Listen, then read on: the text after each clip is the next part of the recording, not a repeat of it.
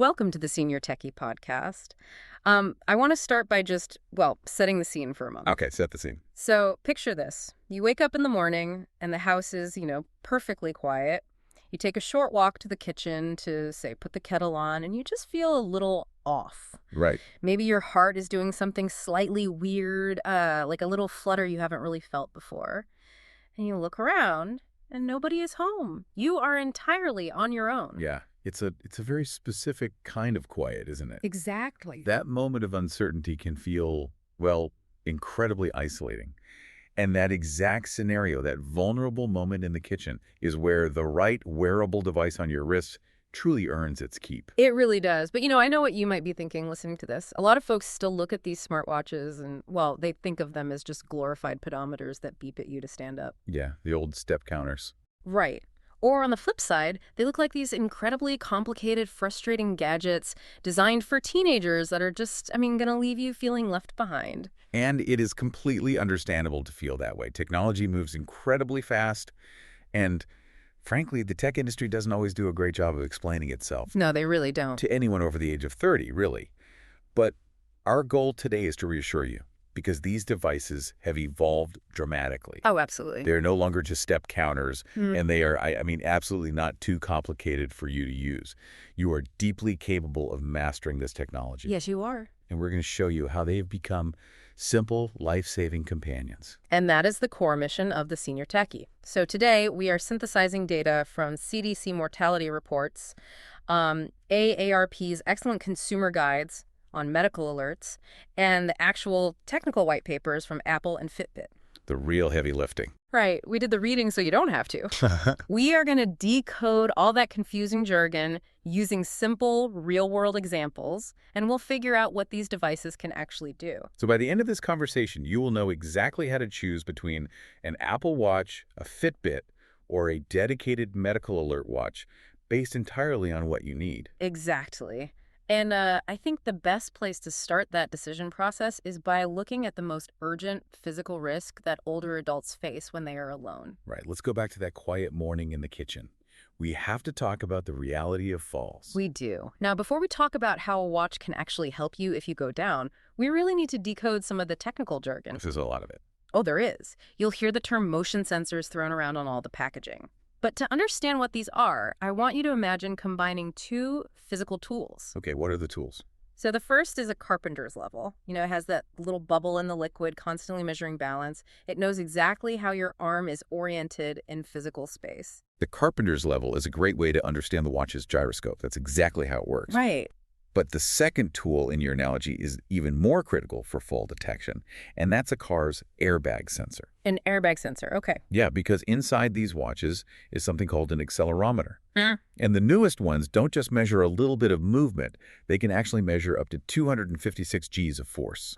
Really? That much? Yes, it's incredible. Yeah. So mathematically, the watch can instantly feel the difference between you just, stumbling heavily into a chair and a catastrophic sudden impact with the floor. Wow. So the watch literally feels the impact just like a car bumper feels a crash. Exactly. Because the reality we're dealing with here is, it's sobering. When you look at the CDC reports, tens of thousands of older adults die from preventable falls every single year. Every single year. Yeah. And millions more end up being treated in emergency rooms. It's a massive issue. And what the CDC data also makes painfully clear is that this is not a shrinking problem.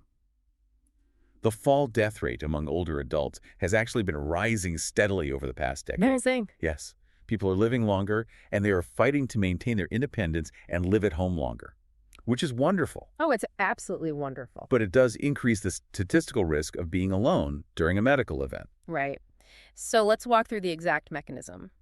Let's say I'm wearing an Apple Watch, I'm in the kitchen, I lose my balance, and I take a hard fall to the linoleum.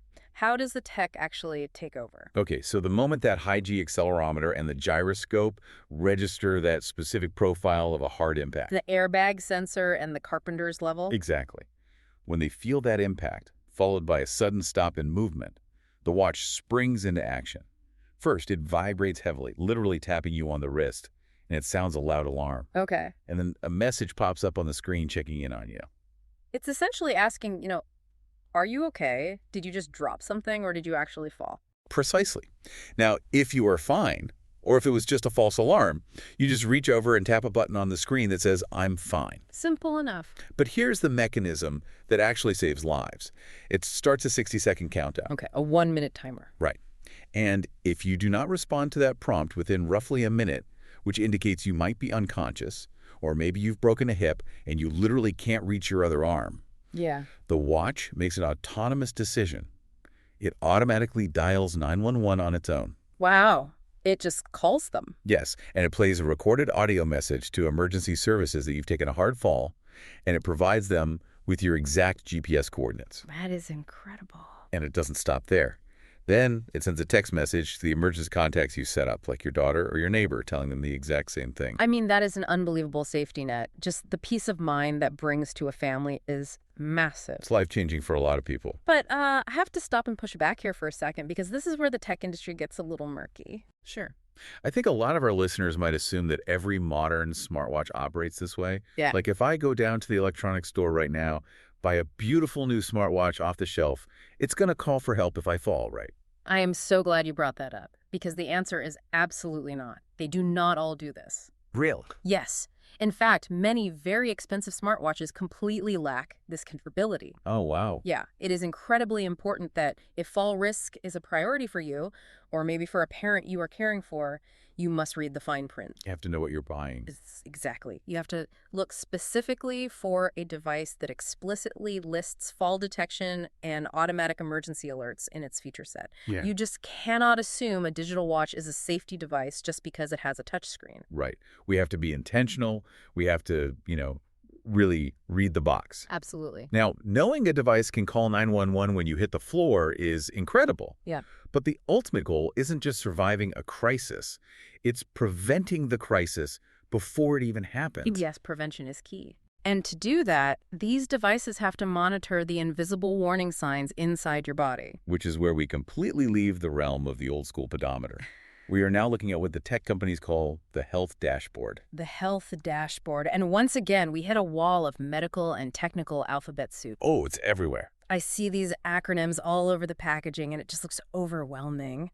Let's start with ECG, which stands for electrocardiogram, and AFib, which is atrial fibrillation. Right. How should we visualize what the watch is doing here? Give us an analogy. Okay, think of your heart like a house's electrical system. Okay, wires and circuits. Exactly. An ECG is essentially like having a tiny, certified electrician living on your wrist, constantly checking the wiring of your heart. I love that. A tiny electrician. Yeah. An AFib is a condition where those electrical wires in the upper chambers of your heart misfire. So instead of a strong, rhythmic pump, the heart quivers. And why is that quivering so dangerous if we don't catch it? Because when the heart quivers, instead of pumping fully, blood can pool in those chambers.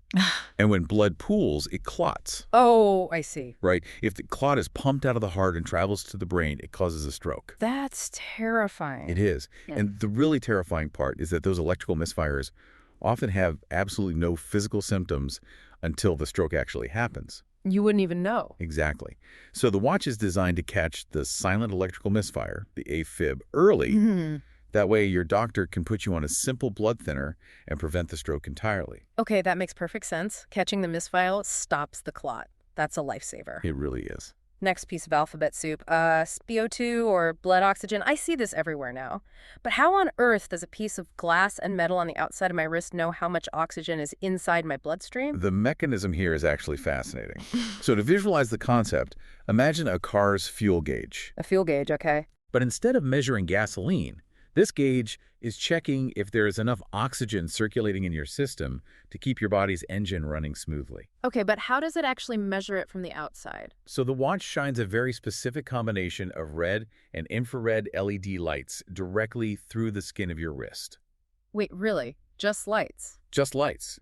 It then measures how much of that light reflects back off your blood vessels. It's using light reflection to read the blood. Yes, because bright red blood is heavily oxygenated, while darker blood has less oxygen. Oh. So the sensors read the exact color of your blood in real time, calculating your oxygen percentage.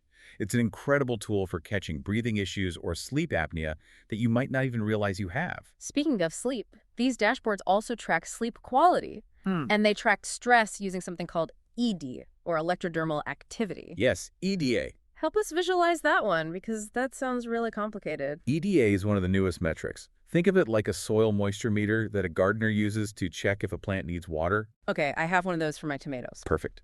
But instead of checking potting soil, the watch has a sensor that detects microscopic, entirely invisible changes in your skin's sweat levels. Microscopic sweat. Yes. When your nervous system is under stress, your skin conducts electricity slightly differently due to that microscopic moisture. So it's reading the electrical changes in my sweat to tell me I'm stressed. Exactly, and it ties all of this together at night. While you sleep, it monitors your heart rate variability and your movement to determine exactly how long you spend in light sleep, deep sleep, and REM sleep. Okay, I have to stop you there because I need to channel a very real frustration here. Go for it. My father had one of these advanced watches for about 2 months, and he ended up taking it off and shoving it in a drawer. Oh no. Yeah, it kept buzzing to tell him to breathe, or it gave him a low sleep score, or it told him his stress was high. It just gave him massive health anxiety. That happens a lot. Right. I mean, aren't we just handing older adults a digital dashboard of medical dread? Who wants to wake up and read a spreadsheet about their microscopic sweat levels? That is such an important pushback. And your father's reaction is incredibly common. Information overload is a real documented risk with these wearables. Because it's just too much data. Exactly. When you are suddenly presented with 20 different graphs about your body, it can absolutely induce anxiety. But the solution isn't to throw the technology in a drawer. The solution is changing how we interact with it. So how do we avoid that feeling of dread and overwhelm? Because I don't want to feel like a patient all day. By taking control of the tool. Here is a concrete piece of advice for you or your loved ones. Do not try to track everything at once. Okay. Pick one health question that you actually care about right now. Just one? Just one. Maybe you have been waking up exhausted, so your question is, how am I sleeping? Or maybe your doctor wants you to exercise, and your question is my heart rate staying safe when I walk the dog? Pick that single question. And ignore the rest of the alphabet soup. Let the rest of the features run quietly in the background. You don't have to look at the stress charts if they stress you out. That's a relief. But if you focus on that one question, like sleep, the data is incredibly practical. You might find out you are waking up 10 times a night without realizing it. Which could be tied to, I don't know, a new medication causing dry mouth or joint pain. Exactly. You take that one specific insight to your doctor, and suddenly you have a starting point for fixing a real problem. I love that approach. Pick one question and make the technology answer it. Okay. So now that we know the mechanisms behind what these digital co-pilots can actually do, the natural next step is figuring out which device you should buy based on the question you just decided was most important. Which brings us to the decision point, comparing a device like the Fitbit to the Apple Watch. Yes, and to properly frame how you should choose between them, we need to introduce one more concept: mental load. Mental load is huge. It really is. Specifically, the mental load regarding battery life and daily routines. Let's compare our two main contenders. The Apple Watch is like a beautiful, high-maintenance luxury sports car. It has immense power, it has all the bells and whistles, but it needs gas, meaning it needs to be charged every single night without fail. Yep. The Fitbit, on the other hand, is like a highly reliable, sensible sedan. It might not have the flashy sports car features, but it only needs a fill-up once a week. That concept of mental load is often the ultimate deciding factor for people. Right. Let's look at the technical facts behind the Apple Watch first. So the Apple Watch, particularly the newer series models, is the absolute undisputed winner for what I call the safety-first approach. Safety first. Okay. If you already use an iPhone, it's an incredible powerhouse. It features that highly sensitive 256G fall detection we broke down earlier. The airbag sensor. Right. It has the FDA-cleared ECG for your heart, Very good. and it has a dedicated emergency SOS feature where you just hold down a single side button to call for help, no matter where you are. That's the sports car. But as with the luxury sports car, there is a trade-off. A very significant one. The battery life on a standard Apple Watch is rated for about 18 hours. 18 hours, so not even a full day. Exactly. In practical, everyday reality, that means you must build charging into your daily routine. And it forces a very difficult choice for the user. What's the choice? Do you wear it to bed to get that amazing sleep tracking data and monitor your heart rate at night? Or do you leave it on the charger all night so it's fully ready to protect you the next day? Oh, I see. If you try to do both, You have to find an hour during the day, maybe while you're showering or watching the evening news, to reliably charge it. And if you already struggle to remember to plug your phone in, adding a watch to your daily chores might be a nuisance that results in the watch being dead when you actually need it, Exactly. which is exactly where the Fitbit steps into the ring. The Fitbit, specifically models like the Sense 2 or the Versa 4, is the clear winner for the health tracking first approach. The reliable sedan. Yes. Because it operates like that reliable sedan, you get up to 6 days of continuous battery life. 6 days, that's a huge difference. It dramatically lowers your daily mental load. Put it on your wrist and you basically forget about it for a week. That's nice. And because it's always on you, it excels at sleep tracking. It's fantastic at stress tracking using that EDA moisture sensor we talked about. And it gives you a wonderful uninterrupted picture of your long-term health trends. But what is the downside of the Fitbit sedan? The critical downside is safety features. Most Fitbit models completely lack that automatic fall detection, and they do not have a simple one-press 911 SOS button that bypasses your phone. Okay, so I want you, the listener, to do a mental exercise right now. Just picture two columns in your head. I love this exercise. At the top of the left column is the phrase safety first. At the top of the right column is the phrase health tracking first. Based on your life right now, your physical health, and your daily habits, you have to put a check mark in just one of those columns. Which one is it? That mental exercise clarifies the decision instantly. If your priority is the safety net, if you've had a recent stumble or you live alone, your path leads directly to the Apple Watch. Right. But if your priority is understanding your sleep, monitoring your heart rate trends over time, and avoiding the chore of daily charging, your path leads to the Fitbit. But let's look at a very common reality. Okay. What if you did that mental exercise? You firmly checked safety first because you know you are at risk for falls, but you also know yourself. You know in your bones that you will absolutely forget to charge an Apple Watch every 18 hours. You just don't have the discipline for that daily routine. Exactly. What then? If that is your reality, then neither the Apple Watch nor the Fitbit is the right choice. We need to talk about the third path, which is designed specifically to solve that exact dilemma. Yes, the dedicated medical alert watches. Now, before we dive into their specific features, let's define our last piece of jargon for the day, the professional monitoring center. A very important term. When you buy a standard smartwatch, you are relying on an automated app to call regular 911 dispatchers. But a professional monitoring center is like having a dedicated, highly trained operator who essentially lives inside your watch. And the crucial difference is that this operator already has a file on you. Oh, really? Yes. When you press the button, they instantly know your medical history, your list of medications, your emergency contacts, and your exact location. They are a dedicated triage team. So how is the physical watch itself different from an Apple or Fitbit device? These dedicated medical alert watches are built from the ground up purely for emergency survival. They are not for downloading fun apps or reading text messages. It's a single-purpose tool. Exactly. First, they feature a large, clearly marked physical SOS panic button that is impossible to miss. Okay. Second, they have a cellular speakerphone built right into the wristband, providing a 24/7 connection to that live person at the monitoring center who will actually talk you through the crisis while help is on the way. That sounds incredibly comforting. And what about that battery anxiety we talked about? They solve it entirely. They usually have a multi-day battery life, anywhere from 3 to 10 days depending on the model, which is incredibly forgiving if you have forgetful charging habits. That's fantastic. And the GPS is specially tuned specifically for emergency dispatch to find you quickly, and the screens have very large text and incredibly simple, foolproof interfaces. Now, I do have to point out one thing that might be a hurdle for some folks. Because you have that dedicated operator standing by, these watches usually involve a monthly subscription fee. Yes, they do. It might be $40 or $50 a month, unlike a Fitbit where you just buy the device once at the store and you're done. I can see that ongoing cost turning some people off. It is a very valid concern, especially for anyone on a fixed income. But it helps to shift how you view the purchase. How so? You are not paying a monthly fee for a piece of consumer plastic. You are paying a retainer for an ongoing 24-hour emergency response service. No, that makes sense. If you are someone who has had a recent fall or a hospitalization in the last 12 months, or you have serious heart problems and live far away from your family, well, this service provides immense tangible peace of mind. Yeah, you can't really put a price on that. It isn't just a gadget. For those high-risk scenarios, a medical alert watch absolutely needs to be at the top of your short list. That makes total sense. It's a dedicated service, not just a flashy accessory.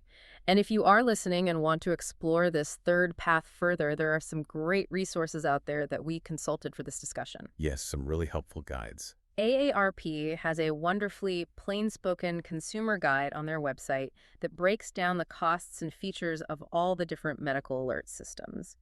And if you're leaning toward the Apple side of things, Apple's own health website is actually quite good at walking through their specific tech, like fall detection, in everyday language. Those are excellent places to continue the research once you've decided which path makes sense for your lifestyle. So let's bring this all together. We started this conversation talking about empowerment, and I hope you feel that empowerment right now. I hope so too. The tech industry might move fast, but you are not being left behind. You now hold the knowledge to look at an Apple Watch, a Fitbit, or a medical alert watch, understand the mechanisms behind how they work, and choose the device that serves your specific needs. It's all about finding what works for you. That is what the Senior Techie is all about. Demystifying the jargon, making tech accessible, and putting you firmly in the driver's seat. Because the true power of technology isn't in the microchips, it's in understanding what the tools do and applying them strategically to your own life. Beautifully said. Now, before we wrap up, I want to leave you with a final forward-looking thought to ponder as you go about your day. Let's hear it. Right now, we've talked about how these watches just alert us or alert paramedics to a problem. But consider where this is heading in the next few years. Soon, your watch might speak directly to your smart home. Oh, that's fascinating. Imagine taking a fall, and the watch automatically unlocks your smart front door so the paramedics don't have to break it down. Or imagine it sensing your stress levels spiking and automatically dimming the lights and turning down the thermostat to help you calm down. The wrist is really just the beginning of how these digital co-pilots will take care of us. It completely reframes the narrative. Strapping one of these to your wrist isn't an admission of aging or a symbol of lost independence. No, not at all. It is the ultimate tool for extending your independence, allowing you to live alone confidently, knowing you have a co-pilot watching your back. This podcast was brought to you by The Senior Techie. It's available on Apple Podcasts, YouTube, and Spotify. If you'd like to receive their free newsletters, you can subscribe at subscribe.theseniortechie.com.